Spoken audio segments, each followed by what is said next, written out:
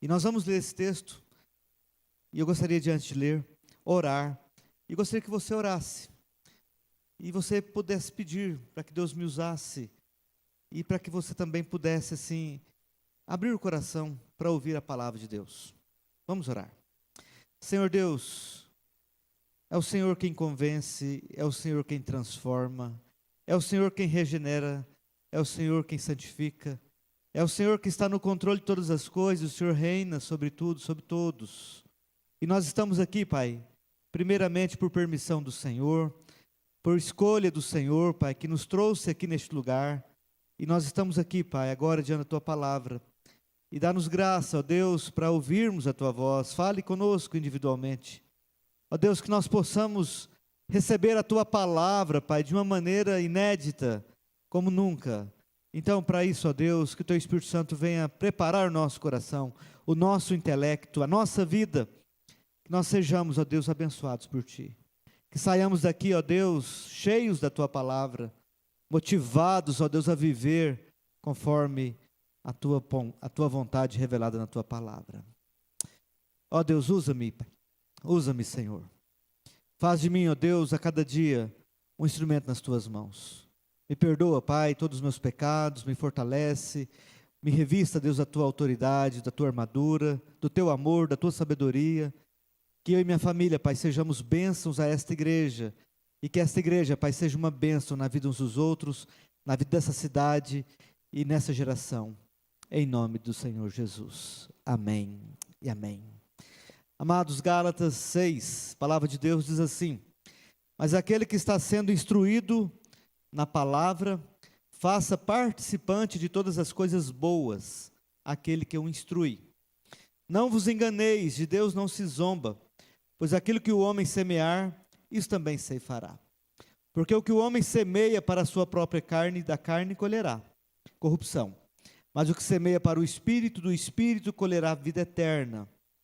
E não nos cansemos de fazer o bem, porque a seu tempo ceifaremos, se não desfalecermos. Por isso, enquanto tivermos oportunidade, façamos o bem a todos, mas principalmente aos da família da fé. Muito bem. Amados, a palavra crescer, ela revela a vontade de Deus quando Ele criou todas as coisas, e principalmente a humanidade. Ele diz para o primeiro casal: crescei e multiplicai. A gente vê essa direção do crescimento como uma bênção de Deus, na medida que a gente vê a vida como um processo de expansão, não só em tamanho, mas em quantidade. Em cada ser vivo criado por Deus, há uma semente. A semente está presente não só nas plantas, mas em nós mesmos. Nós carregamos dentro de nós essa capacidade de crescer, essa capacidade de reproduzir e de multiplicar. A palavra esperma no grego significa semente. É uma semente que sai do homem e fecunda um óvulo preparado no útero materno para que a vida possa progredir, para que a humanidade possa expandir e crescer. Esse mesmo princípio a gente vê na área espiritual da igreja. A vontade do Senhor Jesus é que em todas as nações os seus escolhidos possam ser alcançados.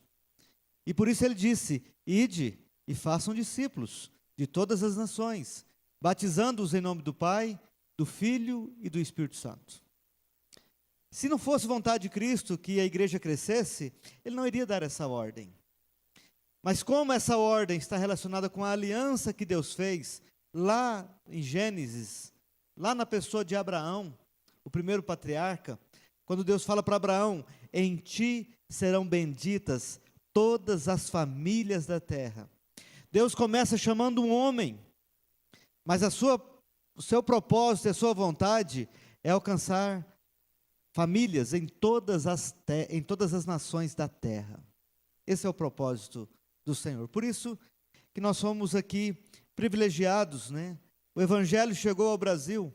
No nosso caso, a Igreja Presbiteriana do Brasil chegou aqui no dia 12 de agosto de 1859, Alguém com obediência a esse chamado, saiu da sua terra, da sua parentela e veio aqui semear a semente do Evangelho do Senhor. Então, amados irmãos, quando a gente olha para a Bíblia, a gente vê essa expansão natural e essa vontade de que haja crescimento, não só numérico, mas individualmente. A palavra de Deus fala assim, que nós também devemos crescer na graça e no conhecimento do Senhor. É como se fôssemos, amados irmãos, olhando a nossa estrutura física, no ambiente espiritual, o Senhor deseja também que haja um crescimento.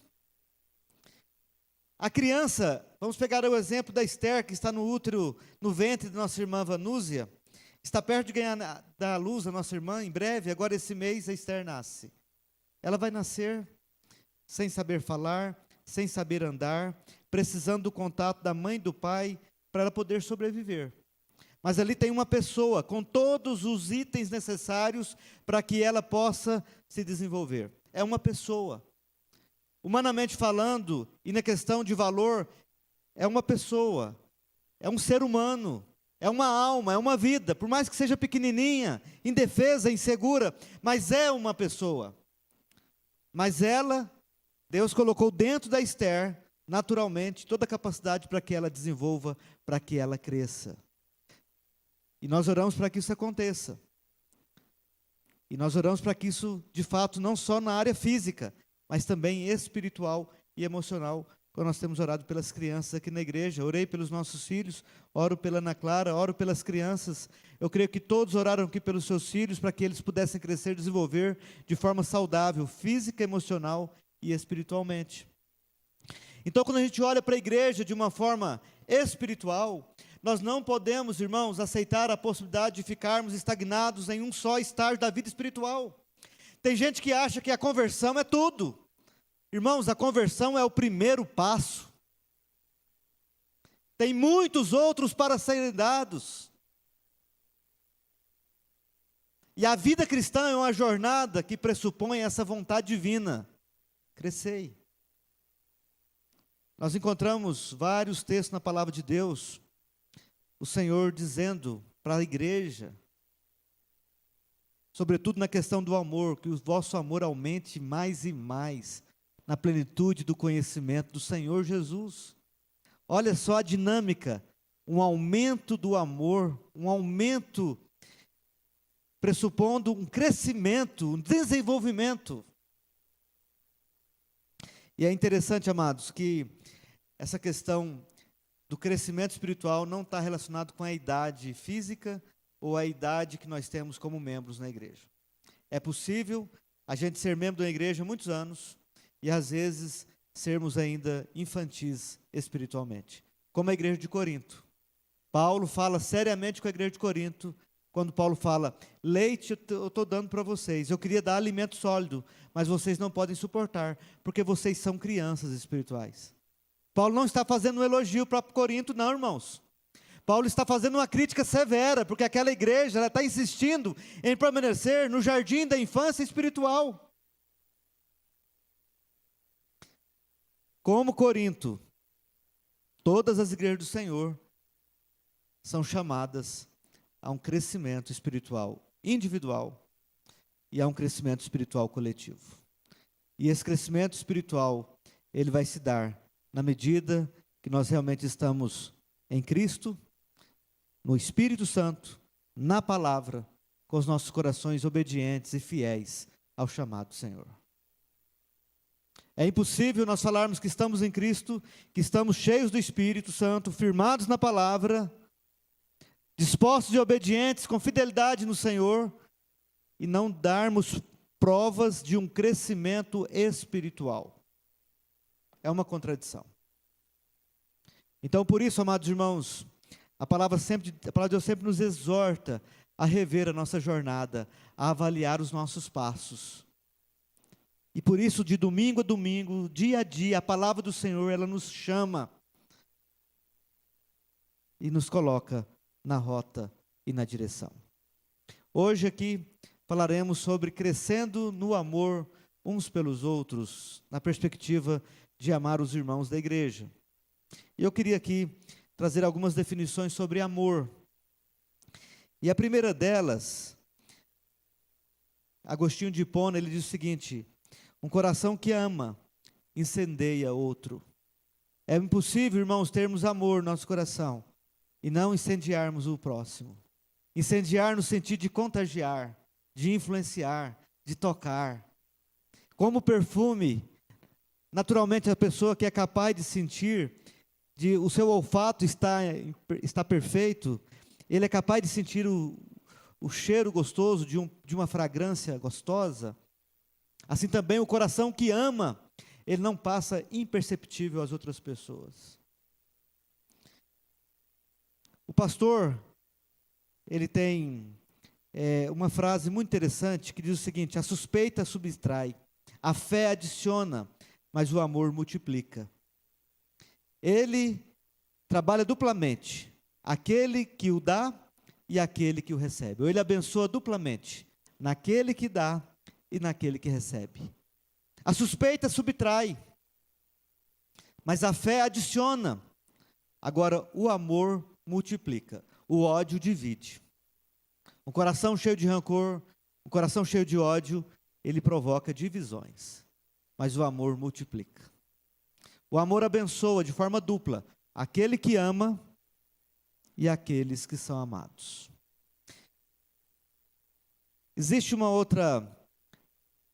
tem um livro chamado As 8 Marcas de uma Igreja Saudável, que está dentro do desenvolvimento natural da igreja. E o autor, ele é um pastor da Alemanha, e ele fez um estudo nas igrejas do mundo, nos 5 continentes.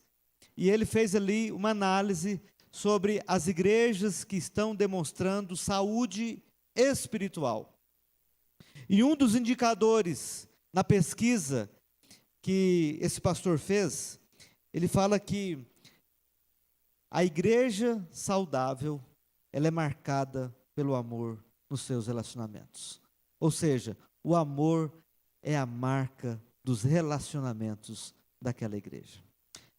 O amor é a dimensão, o amor é a atmosfera, ou seja, o amor é o oxigênio do reino de Deus. E uma igreja que cresce é uma igreja que ama. Uma igreja saudável, naturalmente ela cresce. Como uma criança que tem a paralisia infantil, a poliomielite, ela tem algum membro que não pode crescer por causa da doença. Assim também uma igreja que não cresce é porque ela está enferma. E aí, amados, nós devemos fazer uma radiografia da nossa saúde espiritual e pedirmos a Deus: Deus, sonda o meu coração, e se eu estou enfermo, cura-me em nome de Jesus. Se nós tivermos sinais de enfermidades, irmãos, nós devemos pedir o remédio da cura, e o remédio da cura é o Evangelho de Cristo, é o Senhor Jesus, é a ação sobrenatural do Espírito Santo em nossas vidas, operando espiritualmente, mas também agindo, como diz o apóstolo Paulo: desenvolvei a vossa salvação com temor e com tremor. Às vezes a gente tem uma dificuldade de entender o que é ação de Deus, o que é responsabilidade nossa. Mas uma coisa é clara: nessa manifestação da salvação de Deus em nós, Deus trabalha em conjunto conosco. Ele está no controle, Ele tem a primazia, Ele é quem dirige, Ele que tem os primeiros passos, do meio, do fim, é Ele que faz. Mas Ele manda desenvolver a vossa salvação, porque Deus é quem efetua em vós, tanto querer quanto realizar. Então, amados, nessa perspectiva de nós incendiarmos os outros, nessa perspectiva de multiplicar as bênçãos de Deus na vida da igreja, nessa perspectiva de estarmos respirando esse oxigênio maravilhoso do amor de Deus, nós vamos olhar o texto e entender aqui algumas lições importantes. Eu gostaria que você estivesse com a sua Bíblia aberta, e a partir do versículo 6, você poder aí tirar aqui algumas lições para que você possa ser fortalecido no amor uns pelos outros. Em primeiro lugar, Paulo fala: mas aquele que está sendo instruído na palavra, faça participante de todas as coisas boas aquele que o instrui. Em primeiro lugar aqui, amados irmãos, é necessário haver uma conexão entre aquele que instrui, entre aqueles que são instruídos. Aquele que instrui, ele necessita estar firmado na palavra, cheio da graça de Deus, no Espírito Santo, no poder do Espírito Santo. Mas aqueles que são instruídos, eles precisam também ser participantes de todas as coisas boas àquele que o instrui. O que significa isso, irmãos? Significa que o nosso coração, ele deve estar aberto, disponível a dar e a receber, em todos os níveis, sobretudo no aspecto espiritual. Estarmos com o nosso coração aberto, não para que o homem pode fazer, mas para que Deus quer fazer através das pessoas. Sejam eles líderes ou sejam eles liderados. Não é cargo, não é função, não é poder, mas é a nossa identidade que nos faz um corpo. E se nós estamos nesse corpo, nós precisamos ser participantes de todas as coisas boas que os nossos queridos estão participando. Devemos estar abertos para receber, para compartilhar, para ser abençoados, mas também para sermos abençoadores, participantes de todas as coisas boas àquele que o instrui. Versículo 7, o apóstolo Paulo ele vem com uma negativa e ele diz: não vos enganeis, de Deus não se zomba, pois aquilo que o homem semear, isso também ceifará. Porque o que semeia para a sua própria carne, da carne colherá corrupção, mas o que semeia para o espírito da vida, para o espírito, do espírito colherá vida eterna. Aqui Paulo ele usa a figura da agricultura e coloca no ambiente eclesiástico, para mostrar que aquilo que nós plantamos, nós vamos colher. Se nós estamos abertos para participar de uma forma verdadeira e sincera uns com os outros, nós vamos colher os frutos dessa disponibilidade. E a palavra de Deus, ela nos chama a seguinte verdade: nós não podemos brincar, ou nós não podemos zombar de Deus, porque Deus tudo vê. Deus vê o nosso coração. E Ele sabe se nós estamos sendo sinceros ou falsos. E por isso Paulo, seguindo a palavra de Jesus, quando Jesus fala com os discípulos, lançai fora o fermento dos fariseus. Qual é o fermento dos fariseus, meus irmãos? É a hipocrisia. Eles apresentam ser aquilo que eles não são. A hipocrisia, de uma certa medida, ela é tão perigosa, porque ela contamina toda a massa. Como o fermento contamina toda a massa, a hipocrisia contamina toda a igreja.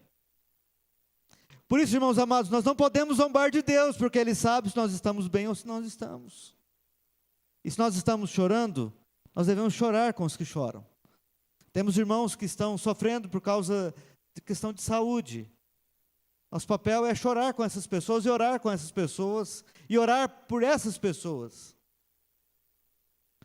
Mas se estamos alegres, nós devemos estar conectados com a alegria do irmão.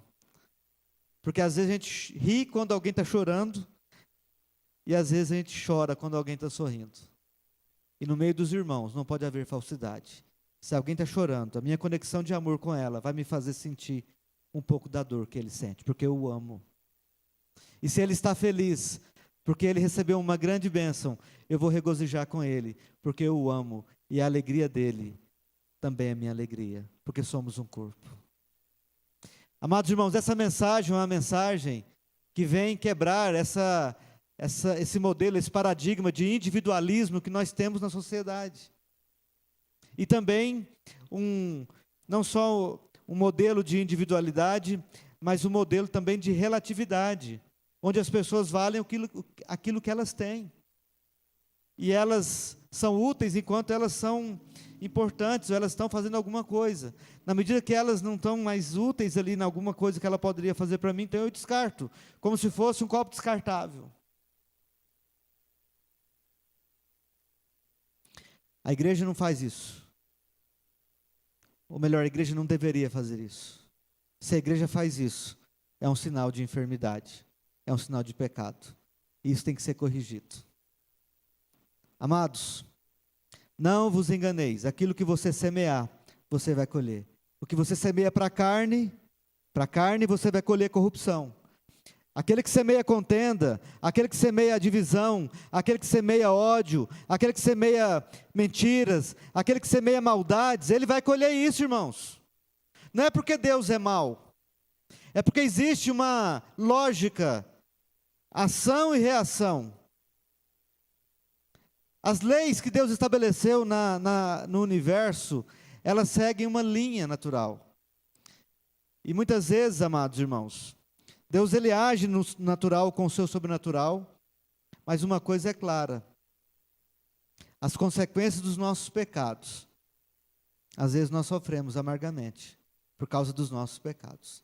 Aqueles que cedem ao pecado e semeiam no pecado, eles vão chorar as consequências que o pecado que ele plantou, porque o fruto virá, e aí ele vai chorar. E aí, amados irmãos, eu sempre pergunto, em aconselhamento conjugal, onde você conheceu a sua esposa? Onde você conheceu o seu marido? Há muitos pais que os filhos não ouviam os pais e fizeram coisas que talvez hoje se arrependem. Eu pergunto, você ouviu seu pai? Você ouviu sua mãe? Você atendeu aquilo que seu pai e sua mãe orientou? Você ouviu a palavra de Deus? Você ouviu a voz de Deus? Ouvindo a voz de Deus, ouvindo a palavra de Deus, ouvindo o que os pais falam, ainda assim nós não estamos imunes às tristezas e às angústias da vida. Agora imagina eu saindo aí descontrolado, em desobediência, numa total afronta à vontade de Deus, através dos nossos pais, da palavra e da vontade de Deus. Não, pastor, eu conheci o meu marido lá no bar, lá na festa tal. Às vezes, a gente não entende o chamado de Deus, e às vezes Deus ele faz essa obra, ele alcança pessoas fora. Ele traz pessoas, ele regenera, ele transforma. Foi assim comigo, foi assim com cada um de nós que estamos aqui, que estamos em Cristo Jesus. Mas um padrão que a Bíblia coloca para a gente encontrar um relacionamento bom é aos pés de Cristo, é buscando no Senhor. Se com Cristo e uma pessoa de Cristo a gente vive dificuldades, imagine a gente escolher uma pessoa que é totalmente contrária a Cristo e a sua palavra. Se você planta mamão, semente de mamão, você vai colher mamão. Se você planta semente de arroz, você vai colher arroz. Se você planta semente de melancia, você vai colher melancia. Se você planta amor, você vai colher amor. Se você planta alegria, você vai colher alegria. Se você planta obediência, você vai colher obediência. É uma sequência natural. E nós precisamos pensar muito bem naquilo que nós estamos plantando. Existe uma fábula de um homem que ele era construtor. E ele já estava idoso, cansado. Ele chegou no dono da construtora e falou assim: meu senhor, eu trabalhei a vida toda para ti, estou muito cansado, eu quero me aposentar. Aí o dono da construtora falou assim: é verdade, você é um bom funcionário, um dos melhores que eu tenho. Então eu gostaria que você fizesse uma última obra, meu último pedido. Construa uma casa, por favor. Aquele senhor, sabendo que iria se aposentar, sabendo que ele estava assim já cansado, mas ele ouviu a palavra do patrão, e ele motivado, ele falou assim: vou fazer o melhor que eu posso. Vou terminar com chave de ouro. No alicerce, ele fez o melhor que ele podia. Na parte hidráulica, ele colocou os melhores encanamentos. Na parte elétrica, ele teve cuidado com todos os fios. No levantamento das paredes, no respaldo das paredes, no telhado, em tudo, ele caprichou da melhor maneira que ele podia. No acabamento, então, nem se fala. A casa que ele fez brilhava no bairro. E ele chegou lá com a chave nas mãos, entregou para o dono da construtora, falou: meu senhor, eu atendi o seu pedido. Está aqui, o senhor me pediu para fazer a última casa, está aqui a casa. Ele falou assim: essa casa é sua, é um presente para você, pelo bom profissional que você foi. Irmãos, a nossa vida é essa casa, a gente constrói essa casa dia a dia. plantando a cada dia. A gente constrói essa casa na nossa família, mas a gente constrói a nossa casa também na igreja, nos nossos relacionamentos. A Bíblia fala, não falais mal uns dos outros, antes falem bem. A Bíblia fala assim, paguem o mal com o bem, e não o mal com o mal. A Bíblia fala para a gente amar os nossos irmãos. A Bíblia fala para a gente amar até os nossos inimigos, os nossos adversários, quanto mais os nossos irmãos na fé. E na medida que a gente vai semeando, irmãos, essas sementes boas de Deus, naturalmente, queridos, a gente vai experimentar uma igreja cada dia melhor, saudável, onde essa dimensão do Espírito Santo, ela seja plena e alegre o nosso coração. Então, amados irmãos, para concluir essa mensagem, nós vamos ver aqui 4 lições importantes que Paulo termina. E ele diz o seguinte, no versículo 9, e não nos cansemos de fazer o bem, porque a seu tempo ceifaremos. Às vezes a gente cansa da obra, e às vezes a gente cansa na obra. Às vezes a gente cansa do trabalho, e às vezes a gente cansa no trabalho.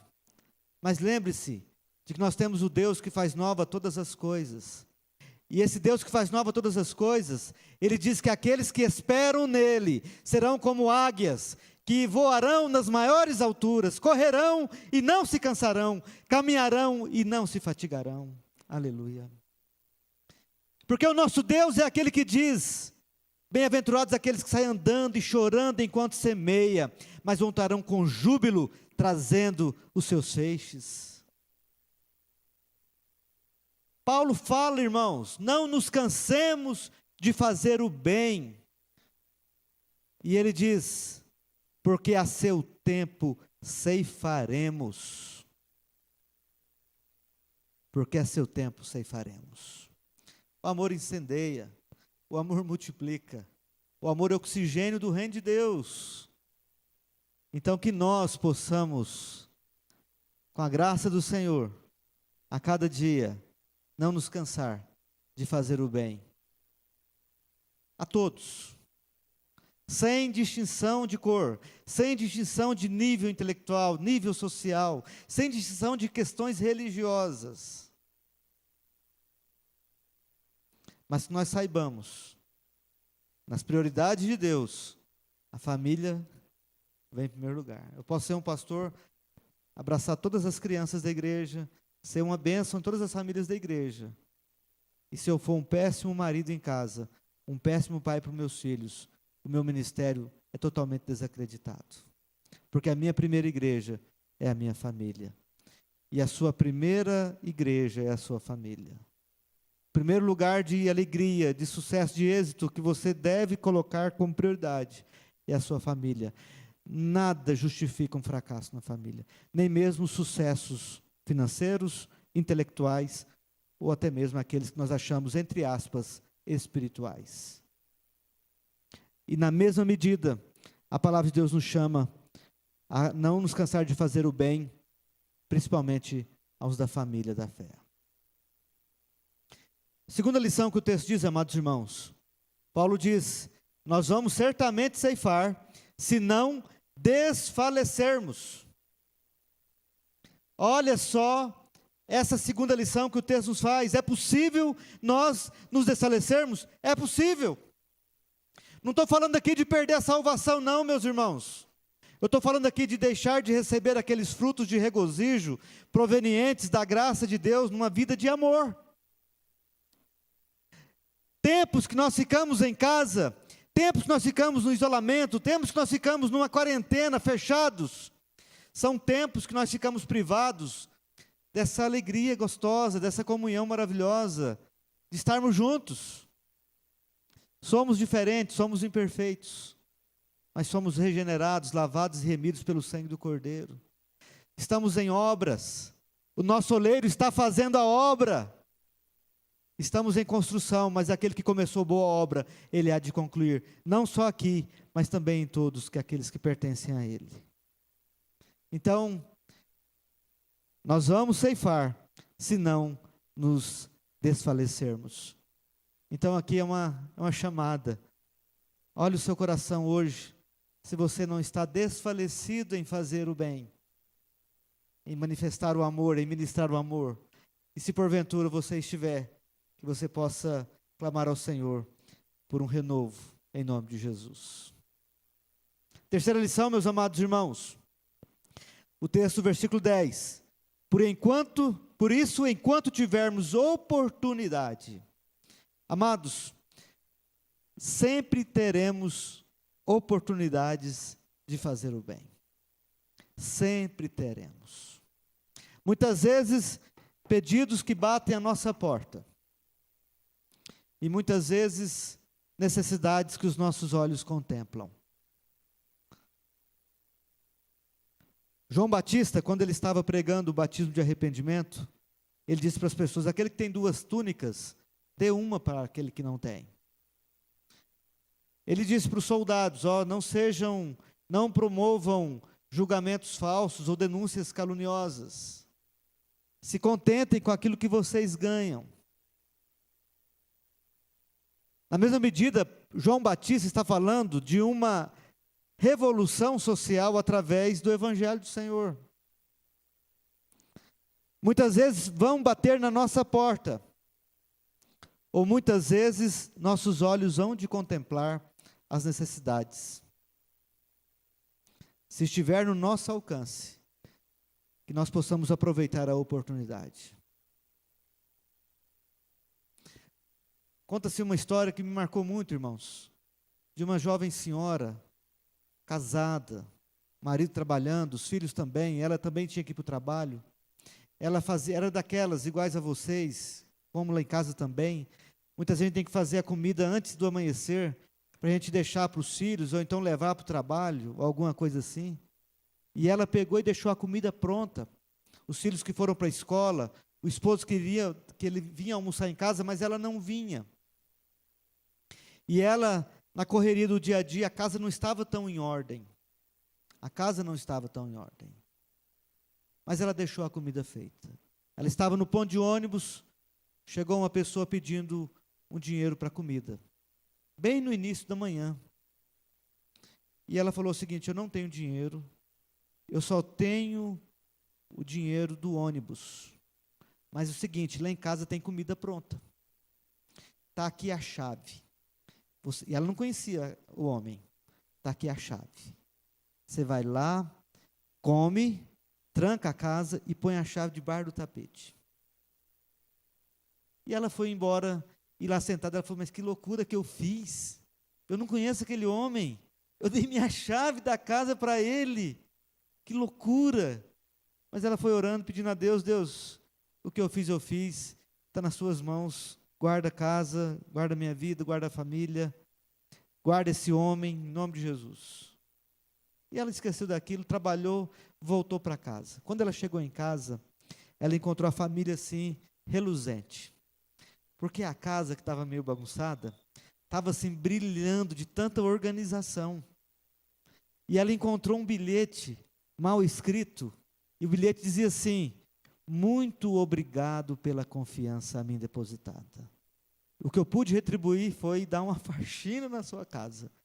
Organizei tudo, limpei tudo, comi a comida, guardei o resto na geladeira, mas eu quero deixar aqui, você me fez um bem tremendo, porque eu sou um ex-presidiário. Ninguém me dava emprego, ninguém mais confiava em mim, e você confiou em mim. E isso restaurou a minha confiança e a minha dignidade. A gente não sabe as oportunidades, e a gente não sabe as necessidades das pessoas. Um outro fato, irmãos amados, um jovem, saindo da escola, ele encontrou um moço, colega da escola, com um monte de livros, cadernos.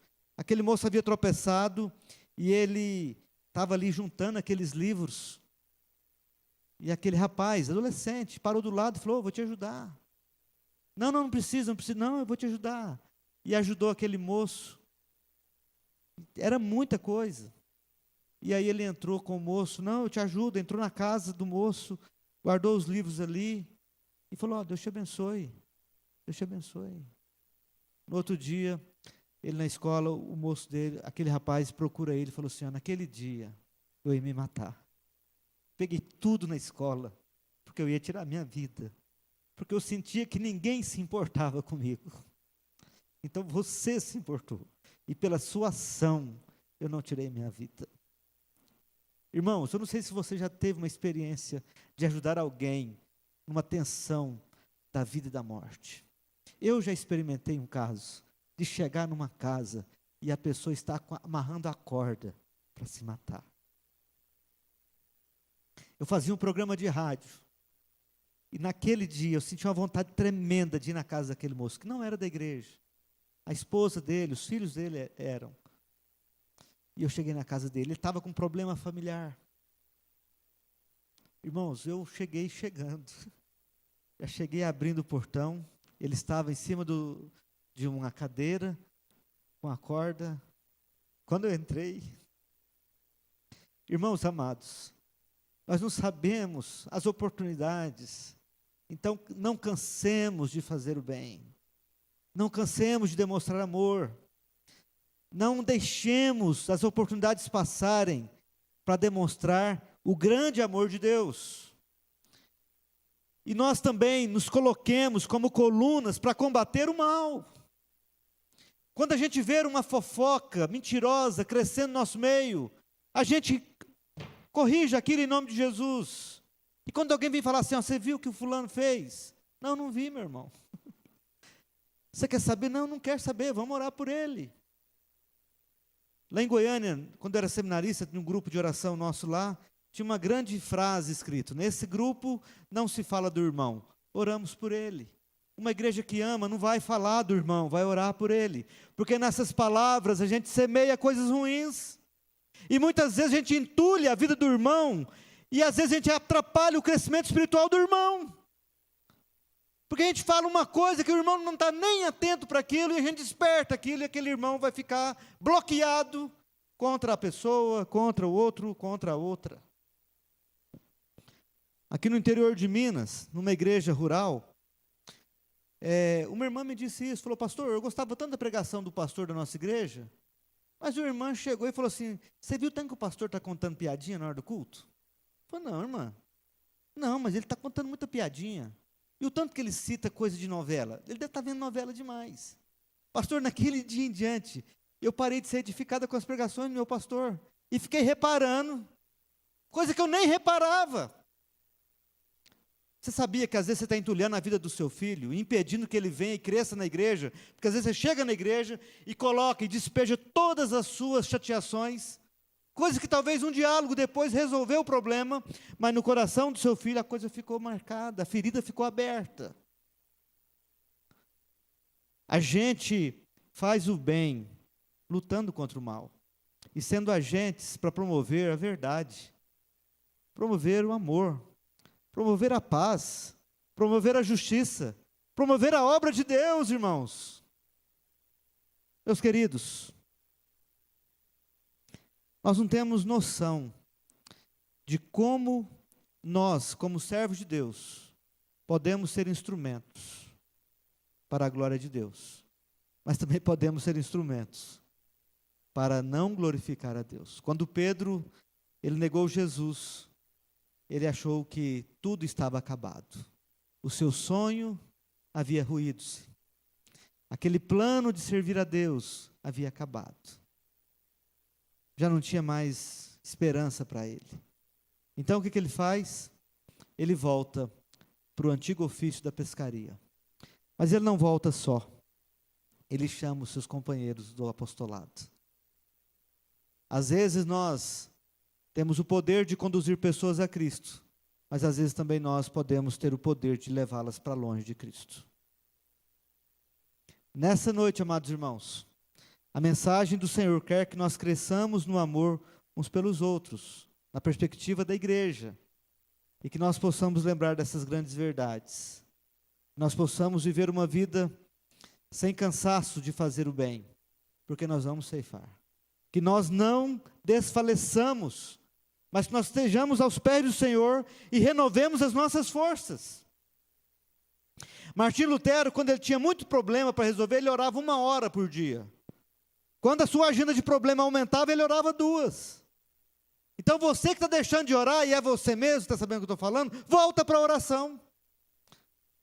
Mesmo que seja só um pouquinho ali. Irmãos, se nós estamos atravessando momentos de fraqueza, a fonte da força é o Todo-Poderoso. Então que nós possamos nele. E que nós possamos, amados, aproveitar as oportunidades e fazer o bem a todos, mas principalmente aos da família da fé. Fazer o bem não significa você falar sim sempre. Paulo, ele fala para a igreja de Tessalonicenses, aquele que não trabalhar não vai comer. Porque tinha muitos malandrinhos lá na Tessalônica, que não queria trabalhar não, só queria viver pendurado, igual aqueles broches assim no paletó. Sabe, às vezes a pessoa, ele não quer resolver o problema dele. Irmãos, problema financeiro, a gente resolve da seguinte maneira, gastando menos daquilo que a gente ganha.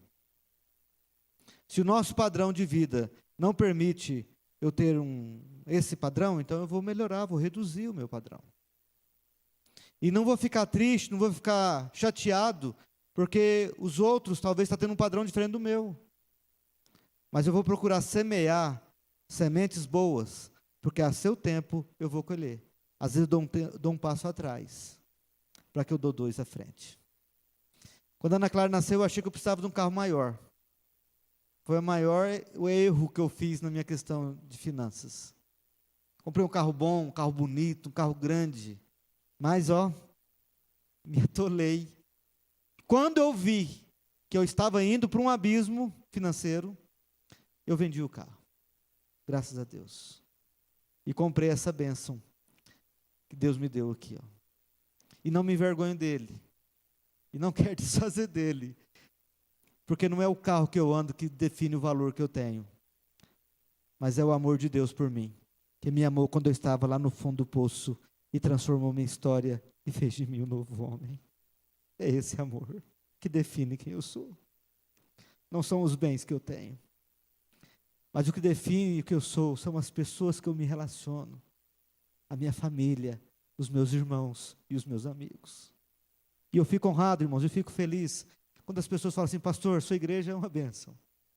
Sua igreja só tem gente boa. Glória a Deus. Estou cercado de pessoas maravilhosas. E quero sempre estar assim. Com todos os meus defeitos e falhas. Mas a minha disposição é ser uma bênção. É ser um homem segundo o coração de Deus. Deus sabe disso. E está sendo, nesses 21 anos de ministério. E que continue para a honra e glória do Senhor. Mas que não seja só eu. Mas que cada dia mais isso cresça, expanda nessa disposição. Em nome de Jesus. Nós temos 120 mil pessoas em Catanduva. Nós temos inúmeras cidades circunvizinhas que não têm a igreja. E tem um monte de pessoas nesse exato momento carecendo dessa mensagem, carecendo do grande amor de Deus. Que eu e você nos consagremos para levar esse amor e essa mensagem através das nossas vidas. Em nome de Jesus. Amém.